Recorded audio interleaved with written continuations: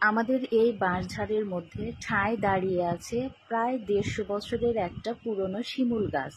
আমরা ছোটবেলা থেকেই দেখছি এই গাছটা এভাবে দাঁড়িয়ে আছে। তখন তুলা পাড়া হতো, এখনো পাড়া হয়। আমার দাদিও বলে সেও নাকি নতুন বউ হয়ে এসে দেখছে যে এই গাছ থেকে তুলা পাড়া হয়। দাদির দাদা শ্বশুর নাকি এই গাছটা লাগিয়েছিল। আমার বাপ চাচারা, ফুপু এরাও বলে তারাও নাকি ছোটবেলা থেকে গাছটা ঠিক এভাবেই দাঁড়িয়ে থাকা দেখছে, আজও আছে।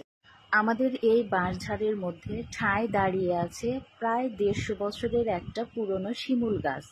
আমরা ছোটবেলা থেকেই দেখছি এই গাছটা এভাবে দাঁড়িয়ে আছে। তখন তুলা পাড়া হতো, এখনো পাড়া হয়।